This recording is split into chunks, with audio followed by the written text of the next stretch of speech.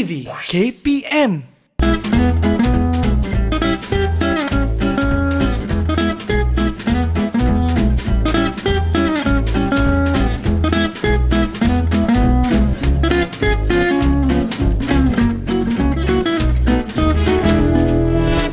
Hai, Assalamualaikum warahmatullahi wabarakatuh dan salam sejahtera diucapkan kepada seluruh penonton Didik TV KPM. Anda bersama saya, Aiman Sufian Azman, pada hari ini dalam slot pentaksiran sumatif. Apa khabar penonton-penonton sekalian, adik-adik sekalian? Harap semua dalam keadaan baik-baik, ada harapan dan jangan lupa untuk buat senaman untuk kesihatan anda semua. Baik, siapakah tetamu yang akan bersama dengan kita pada hari ini? Jom kita saksikan profil tetamu kita.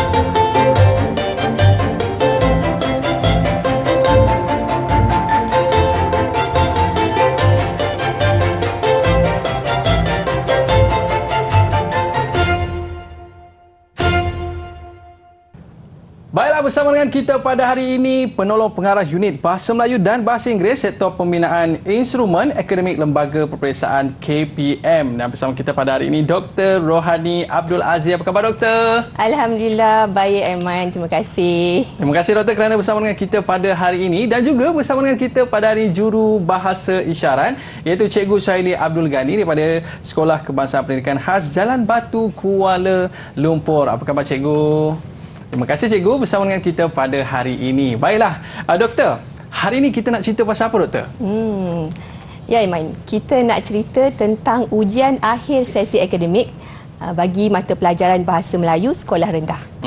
Biasanya kalau kita dulu ada ujian akhir tahun kan, Doktor kan? Yeah. Jadi hari ini kita ada pentaksiran sumatif yang mana biasanya dilakukan di hujung-hujung tahun. Betul, Doktor ya? Ya, betul. Baik, jadi tanpa melengahkan masa lagi, murid-murid anda semua dah bersedia? Baik, kalau dah bersedia, jom kita bersama dengan Dr. Rohani Abdul Aziz. Dipersilakan, Doktor. Terima kasih, Aiman.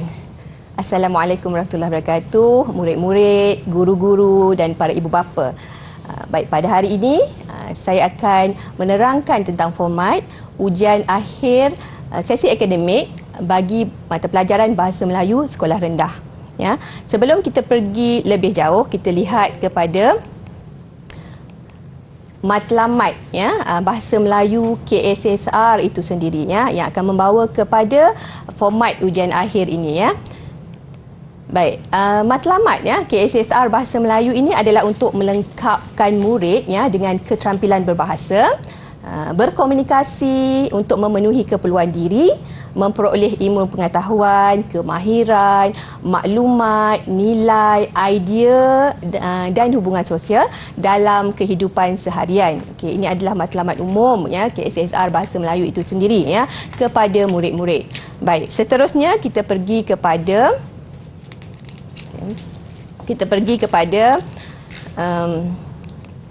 objektif mata pelajaran. Yes, kita pergi kepada objektif mata pelajaran. Okey. Untuk objektif mata pelajaran, okey, kita fokuskan kepada objektif mata pelajaran ya ataupun kemahiran yang akan ditaksir dalam ujian akhir ini ya, dalam ujian akhir sesi akademik ini. Jadi dua kemahiran utama iaitu membaca ya dan kemahiran menulis serta satu aspek iaitu aspek tata bahasa ya. Jadi untuk kemahiran membaca, kita lihat ya dalam objektif mata pelajarannya,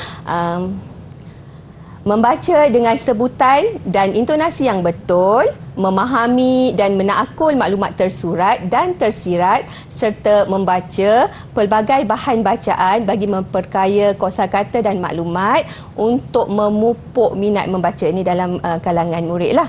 Okey, untuk kemahiran menulis pula ya, objektifnya adalah untuk menghasilkan pelbagai penulisan, mengedit dan menulis ulasan ya. Jadi sebenarnya objektifnya akan berkait dengan objektif pentaksiran nanti ya. Okey, kemudian yang ketiga ialah untuk aspek tata bahasa, menggunakan sistem bahasa yang betul dalam pertuturan, dalam pembacaan dan dalam penulisan ya. Okey. Jadi daripada objektif mata pelajaran ini maka terhasillah objektif pentaksiran itu sendiri ya. Kita tengok objektif pentaksiran. Okey. Bahagian objektif pentaksiran bagi kemahiran membaca tadi, dia nak membaca, memahami, beri respon terhadap maklumat yang terdapat dalam pelbagai jenis bahan rangsangan. Ini sama ada bahan rangsangan sastra atau bahan bukan sastra. Ya.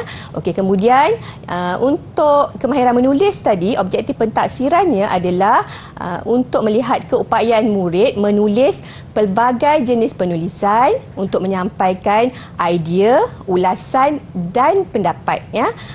Dan seterusnya bagi objektif pentaksiran untuk aspek tata bahasa pula adalah untuk melihat menilai murid untuk memahami dan menggunakan sistem bahasa dalam pelbagai konteks. Okey.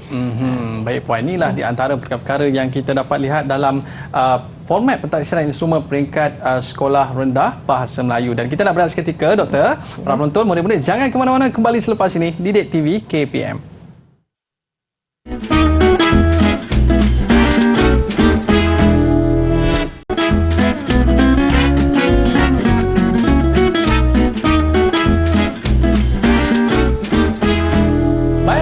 Bersama saya Aiman Sufian Azman dalam slot pentaksiran sumatif. Dalam topik kita pada hari ini berkaitan dengan format pentaksiran instrumen peringkat sekolah rendah bahasa Melayu. Baik Doktor, untuk segmen pada kali ini apakah yang akan Doktor kongsikan? Untuk segmen kali ini kita akan lihat kepada format pentaksiran itu sendiri, iaitu untuk bahasa Melayu sekolah rendah bagi tahun 4, 5 dan 6. Baiklah. Boleh kita mulakan Pak Doktor? Baik, okey. Untuk format ini kita lihat kepada beberapa perkara. Yang pertama adalah jenis instrumen. Jenis instrumennya adalah ujian bertulis, iaitu pemahaman dan penulisan. Tapi Doktor, pemahaman dan penulisan ni dia terletak pada kertas yang sama ke ataupun kertas yang berlainan? Okey. Dulu kalau format lama saya rasa Aiman pun sama macam yang lain. Kita letak kepada dua kertas yang berbeza. Ada satu kertas pemahaman, satu kertas penulisan. Betul. Ya, tapi sekarang kita akan gunakan satu instrumen atau satu kertas ujian sahaja. Dia ada bahagian yang akan membezakan untuk pemahaman dan penulisan. Okey. Seterusnya adalah dari segi jenis item. Untuk jenis item ada 4 jenis item yang akan digunakan dalam penghasilan item-item atau soalan-soalan yang dalam kertas ujian ini, iaitu item objektif aneka pilihan. Ini kita biasa objektif aneka pilihan ni contoh soalan ABC itulah Kemudian objektif pelbagai bentuk, dia masih soalan objektif tapi dalam pelbagai bentuk yang berbeza, contoh padanan, isi tempat kosong kemudian betul salah dan sebagainya. Kemudian ada juga jenis soalan berbentuk subjektif respon terhad yang ini ada rubrik yang tertentu untuk permarkahan dan skema jawapannya. Kemudian yang keempat adalah subjektif respon terbuka. Ini memang murid-murid perlu menulis dalam bentuk yang lebih panjang, dalam karangan, dalam penulisan karangan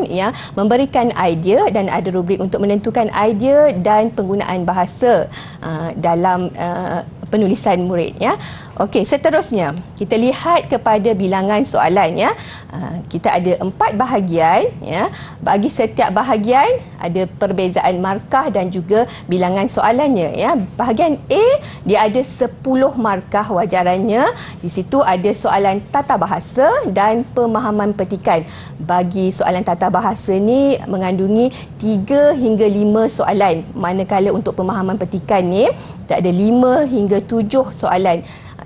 Nanti kita akan tengok pada contoh soalan nanti untuk setiap bahagian. Bagi bahagian B kita ada 10 markah. Di situ gabungan bentuk soalan, objektif pelbagai bentuk dan subjektif respon terhad. Di sini masih ada soalan pemahaman petikan dan ada 1 atau 2 soalan yang berkaitan dengan tata bahasa bersepadu yang kita uji berdasarkan petikan. Ini beza sikit dengan bahagian A tadi.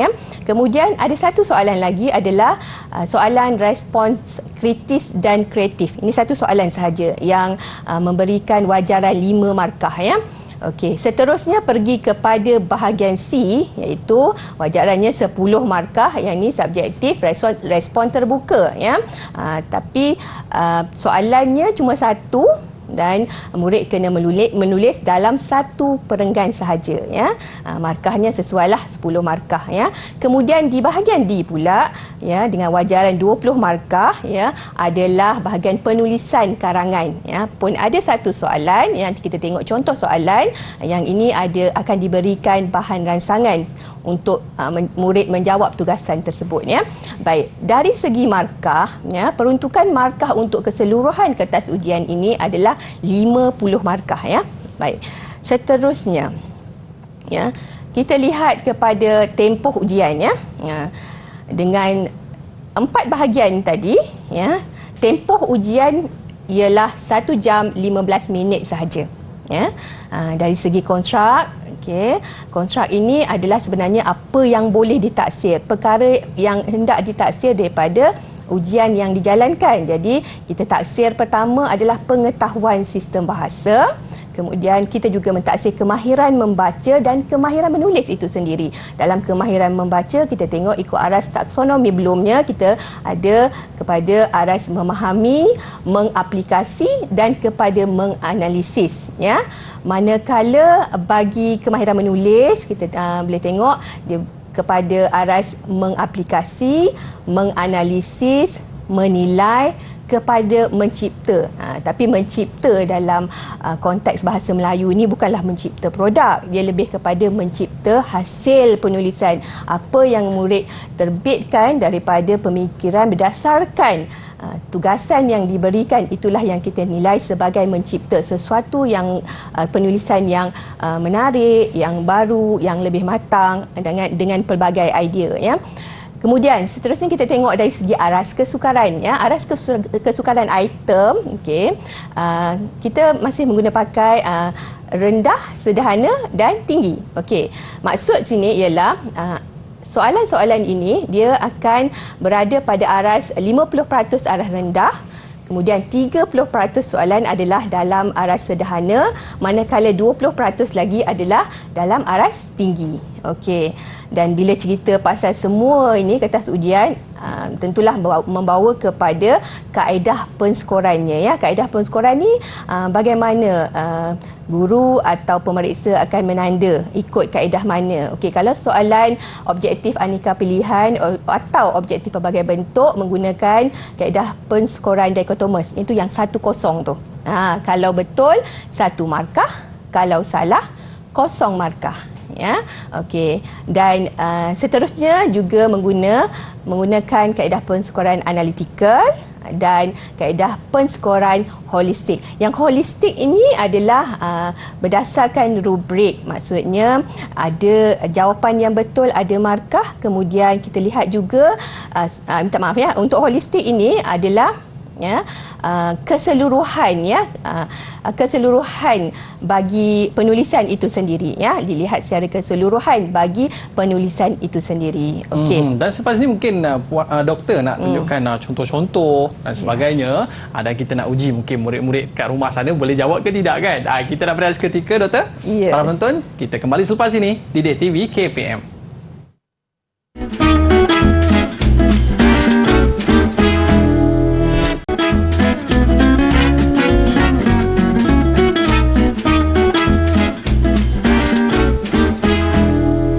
Baiklah, kembali bersama saya Aiman Sufian Azman pada hari ini dalam slot pentaksiran sumatif. Kita cerita tentang format pentaksiran instrumen peringkat sekolah rendah bahasa Melayu. Dan bersama dengan kita pada hari ini adalah Dr. Rohani. Baik, doktor. Untuk segmen kali ini, apakah yang akan doktor kongsikan? Ya, Aiman. Kita dah cerita pasal format, ya. Kita awal tadi cerita pasal matlamat, pasal objektif.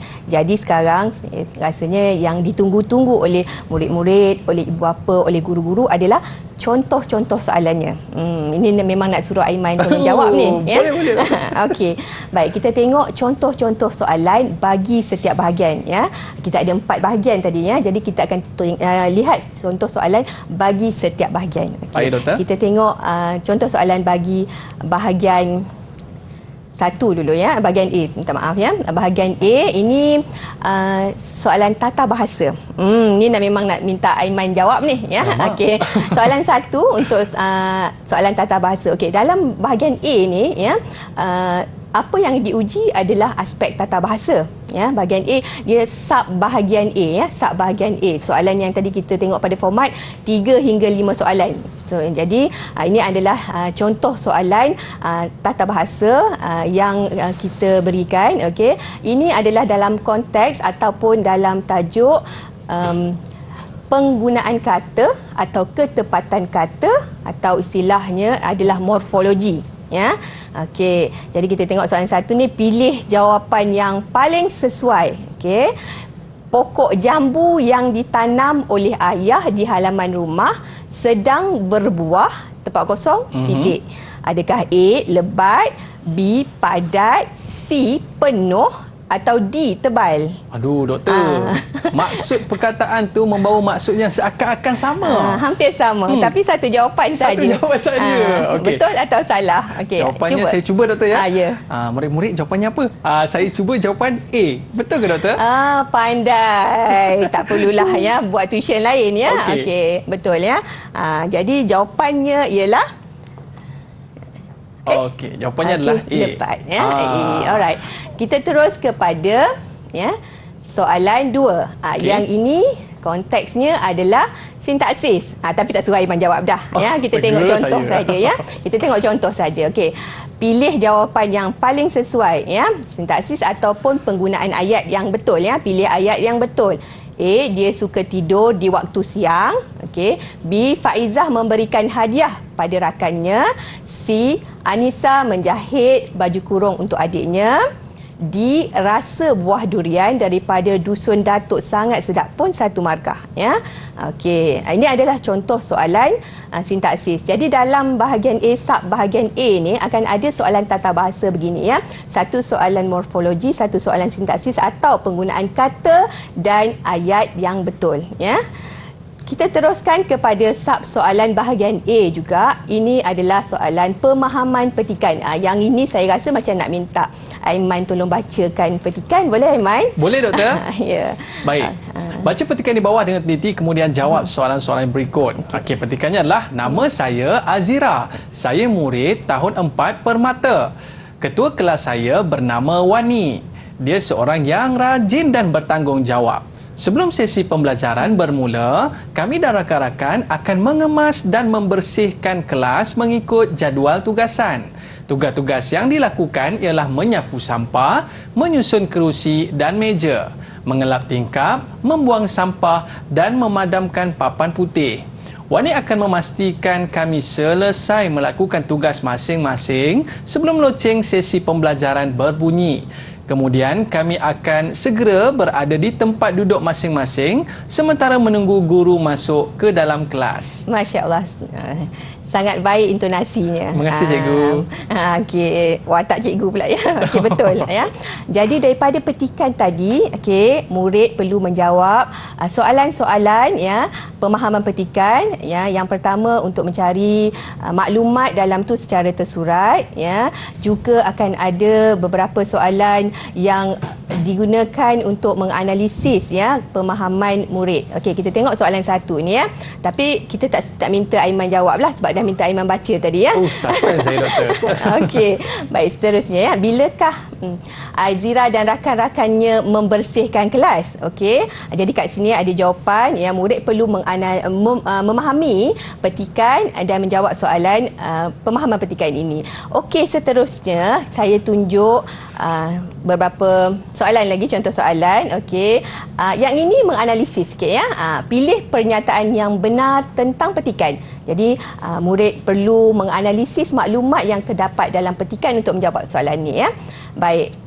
Seterusnya, ini pun sama ya. Soalan ketiga, berikut ialah cara menjaga kebersihan kelas berdasarkan petikan kecuali apa yang tak disebut dalam petikan ya.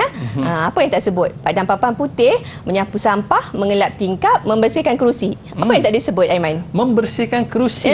Mengelap kerusi, membersihkan kerusi. Pandai. Aiman ingat ya. Okey. Maksudnya berdasarkan petikan, murid tengok ya dan analisis ya. Seterusnya kita tengok kepada ini adalah sub bahagian A lagi untuk pemahaman petikan teks pelbagai ya. Teks pelbagai ada dua bahan ya. Bahan yang dalam contoh ini adalah satu bahan grafik, yang kedua petikan. Okey. Daripada ini murid akan menjawab soalan-soalan ya. Pertama soalan tata bahasa. Ya. Tata bahasa ini adalah tata bahasa bersepadu ya. Kemudian yang kedua soalan-soalan pemahaman petikan jugalah, dan ada dua soalan atau satu atau dua soalan murid perlu menjawab berdasarkan kedua-dua bahan yang diberi. Okey. Okey, kita pergi kepada soalan bahagian B. Okey, soalan bahagian B pemahaman petikan yang ini soalan subjektif ya. Jawapan perlu ditulis atau objektif pelbagai bentuk yang boleh garis dan sebagainya ya. Okey, seterusnya ini adalah contoh format lama UPSR dalam bahagian soalan 25 kalau format lama UPSR lah ya. Jadi murid pilih dan tandakan right bagi ayat yang sama maksud dengan ayat yang diberikan. Okey. Kita terus kepada ya, yang ni saya rasa kita laju ya. Kita terus kepada contoh soalan bahagian B. Ini penting, respon kritis dan kreatif ya. Murid akan diberikan kan dengan satu situasi, kemudian murid akan berikan pendapat atau mungkin cadangan, mungkin tindakan, mungkin ramalan terhadap situasi yang diberikan. Yang ini membawa wajaran 5 markah ya. Maka murid perlu menulis dalam ruangan yang disediakan. Contoh sini, kamu dan rakan-rakan sedang menyertai aktiviti perkemahan di hutan rekreasi. Seorang rakan kamu terjatuh ketika menjalani latihan kawat. Kakinya luka dan berdarah. Jadi sebagai seorang rakan, apakah yang akan kamu lakukan? Jadi murid perlu menyatakan apakah tindakan yang akan dilakukan. Baik, seterusnya kita pergi kepada contoh soalan bahagian C. Ini untuk penulisan perenggan ya. Okey, untuk penulisan perenggan ini akan diberikan satu bahan rangsangan, sama ada grafik, gambar, mungkin rangkai kata ya. Murid perlu menulis ini mungkin pendapat tentang faedah-faedah daripada aktiviti yang dinyatakan yang diberikan dalam grafik tersebut ya. Panjang jawapan ini penting ya. Tidak boleh lebih daripada 50 patah perkataan dengan wajaran markah 10 markah sahaja. Okey, seterusnya kita pergi kepada soalan bahagian D, iaitu penulisan karangan. Yang ini pun sama dengan format UPSR yang lama, cuma yang membezakannya ialah kita ada satu bahan grafik atau bahan rangsangan yang diberikan. Dan lagi menarik ya, kita memerlukan pemikiran kritis dan kreatif murid ya untuk menghasilkan satu penulisan ya sesuai dengan apa yang dipelajari dan kehendak tugasan. Kalau kita tengok sini, kehendak tugasannya tulis sebuah karangan dalam bentuk karangan berformat atau tidak berformat. Okay. Itu yang membezakan. Dulu kita dah bagi siap-siap karangan berformat satu, karangan tidak berformat satu. Sekarang kita bagi bahan rangsangan, murid sendiri akan pilih mereka perlu menulis sama ada karangan berformat atau tidak berformat. Tapi perlu diingat, jika murid menulis dalam bentuk karangan berformat, contoh kalau yang ini kita buat karangan catatan. Jadi murid perlu ikut format karangan catatan itu. Kalau murid pilih untuk menulis karangan cerita, jadi gunakanlah format karangan cerita. Jadi rubrik itu akan menentukan bagaimana penulisan murid itu, sama ada berada di aras cemerlang atau berada di aras sederhana atau memuaskan dan sebagainya ya. Jadi ini membantu murid sebenarnya kan untuk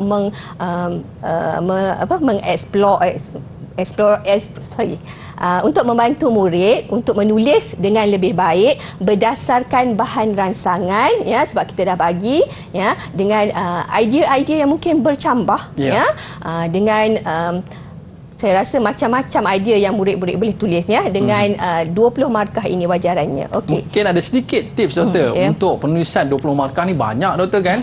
Mungkin ada tips mudah macam mana murid-murid kita di rumah nak dapat markah 20 markah ni. Mungkin ada sedikit tak perkongsian daripada doktor? Okey. Baik, sebenarnya kalau menulis ni dia kena ikut sekuen ataupun kita ada pendahuluan, kita ada isi, kemudian uraian isi, kalau ada contoh, kemudian ada penutup. Itu sebenarnya dah cukup melayakkan murid untuk dapat cemerlang. Ya. Yang penting ialah dari segi kematangan idea dan ada huraian. Kalau letak idea sahaja, tak ada huraian, okey. Jadi dia tak nampak perkembangan idea itu, ya. Okey. Pendahuluan, ada isi, ada huraian, ada contoh dan juga penutup. Okey, itu pun dah lebih daripada 50 dah kan, doktor. Mungkin ada sedikit rumusan daripada doktor tentang topik yang kita bincangkan pada hari ini, doktor. Okey. Baik. Daripada apa yang kita telah lihat, format dan contoh soalan, jadi saya harap ia akan memberikan sedikit panduan kepada murid-murid, kepada guru-guru, kepada ibu bapa tentang bagaimana untuk memfokuskan pengajaran dan pembelajaran seterusnya, ya. Jangan risau, ya. Murid-murid jangan risau. Apa yang dipelajari dalam kelas itulah yang diuji. Kerana pentaksiran sumatif ini adalah sebenarnya rumusan kepada sesi PDP di dalam kelas yang akan berlaku dalam satu tempoh sama ada pertengahan atau akhir tahun itu sendiri. Okey, terima kasih banyak doktor atas penjelasan yang diberikan dalam slot pentaksiran sumatif kita pada hari ini. Murid-murid, terima kasih saya ucapkan. Ada rezeki kita jumpa lagi. Bye-bye. Assalamualaikum warahmatullahi wabarakatuh.